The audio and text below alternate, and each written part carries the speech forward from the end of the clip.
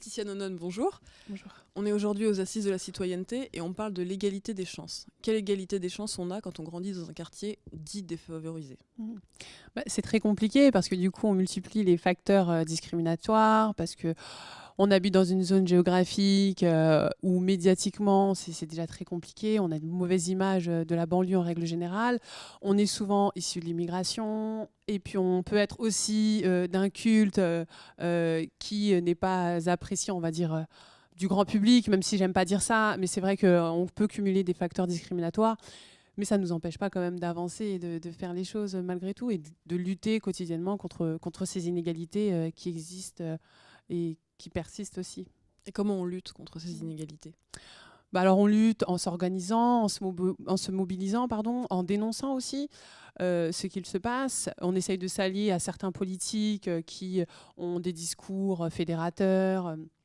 Parce qu'il est important aussi de sortir de l'entre-soi aussi.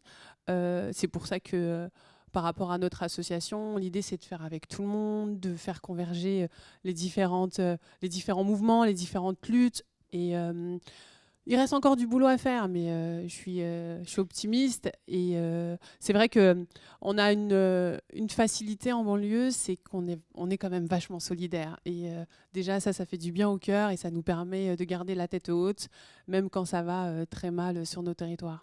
Donc on a parlé des jeunes en général dans les quartiers défavorisés. Est-ce qu'une fille, c'est encore plus difficile ? Je dirais que c'est difficile, mais les filles et les femmes ont quand même un petit peu plus de facilité, surtout quand il faut trouver un job étudiant, quand il faut se fondre dans la masse. Les jeunes femmes ne sont pas contrôlées au faciès, alors que les garçons, malheureusement, subissent quand même pas mal de choses. Ils ont du mal à trouver du boulot, ils sont constamment contrôlés.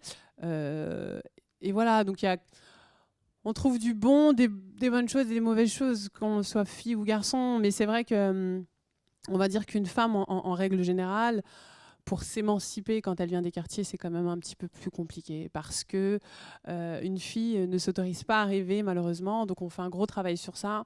Et juste, voilà, cette envie et cette ambition de s'émanciper, même en étant issue de la banlieue, ça reste quand même problématique. Donc il y a quand même un gros travail de déconstruction à faire. Et voilà, s'autoriser de rêver malgré d'où l'on vient. Et pour cela, du coup, il faut des associations, des organisations de citoyens. Les pouvoirs publics ne suffisent pas ? Je dirais pas qu'ils ne suffisent pas, mais je dirais que cette question, elle relève de tout le monde. On ne va pas attendre des politiques de faire à notre place ou de faire pour nous. En étant citoyen, on a le droit et on a ce pouvoir-là aussi d'agir ensemble, de créer des espaces d'écoute, d'échange, de créer aussi et d'avoir son propre réseau. Je pense que cette question, c'est une question qui relève de l'individu et il faut vraiment un élan citoyen pour faire avancer les choses. Et le politique, pour moi, ça peut être un allié, mais des fois, on est obligé de faire sans. Et votre association, concrètement, elle fait quoi pour en quelques mots, résumer son activité ? Là, du coup, en février, on inaugure notre structure qui s'appelle Génération Avisée. L'idée, c'est de créer un espace dédié aux jeunes filles âgées de 12 à 25 ans pour travailler sur le développement personnel, l'estime de soi. Donc, on a des coachs et des formatrices qui vont accompagner ces jeunes filles. Parce qu'avant de leur proposer des activités ou un travail, il faut déjà travailler sur ce gros problème de déconstruction.